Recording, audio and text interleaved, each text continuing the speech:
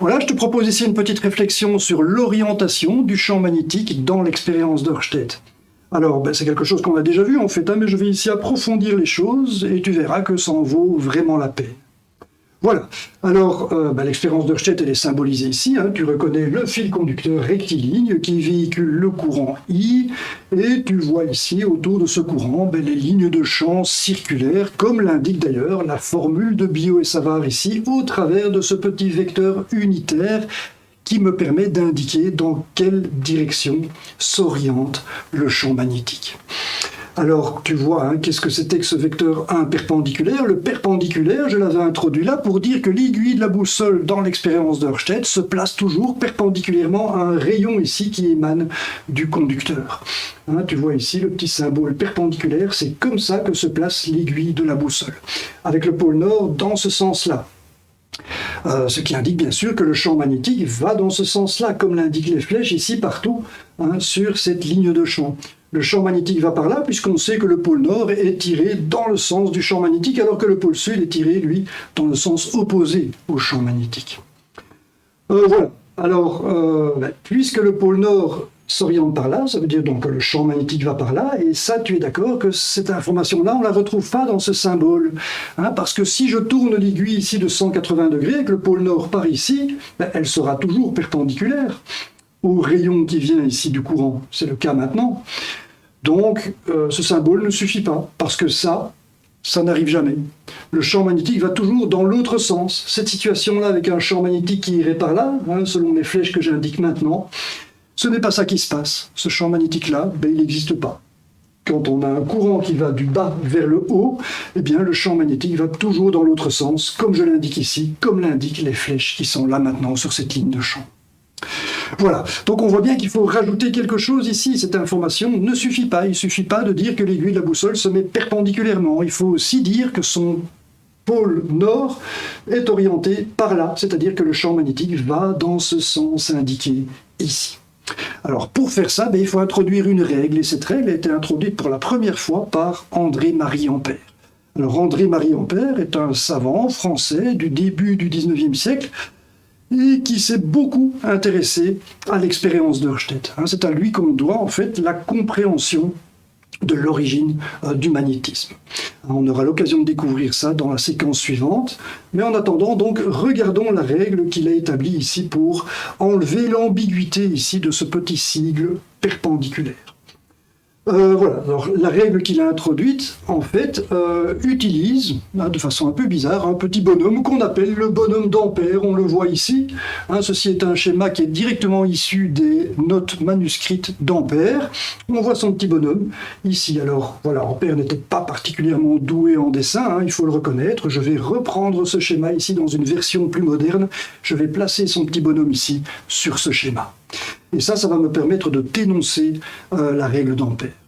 Que nous dit Ampère avec ce petit bonhomme? Eh bien, il dit que si tu places ce petit bonhomme dos au courant, c'est-à-dire face à l'aiguille de la boussole, eh bien, l'aiguille de la boussole va se tourner avec son pôle nord du côté du bras gauche du petit bonhomme.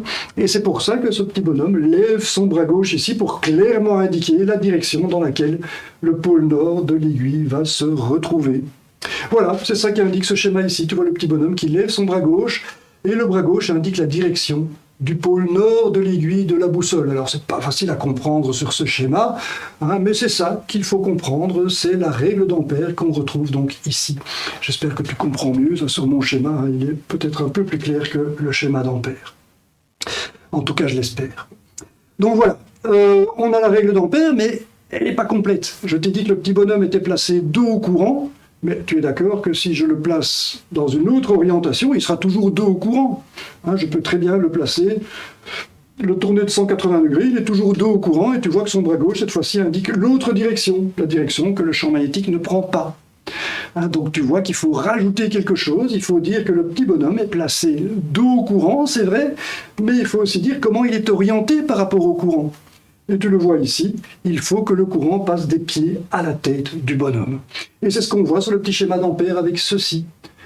Cette petite ligne-ci indique en fait le sens du courant qui passe des pieds à la tête du bonhomme. Ce n'est que dans ces conditions-là que lorsqu'il lève le bras gauche, il indique la direction que prend le pôle nord de la boussole dans l'expérience d'Ørsted, c'est-à-dire la direction que prend le champ magnétique, la direction indiquée par les flèches ici sur cette ligne de champ.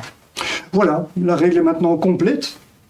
Elle est tout à fait claire maintenant, il n'y a plus d'ambiguïté. Le petit bonhomme est orienté dans le courant, quand il lève la main gauche, il indique la direction que prend le pôle nord de l'aiguille de la boussole dans l'expérience d'Ørsted.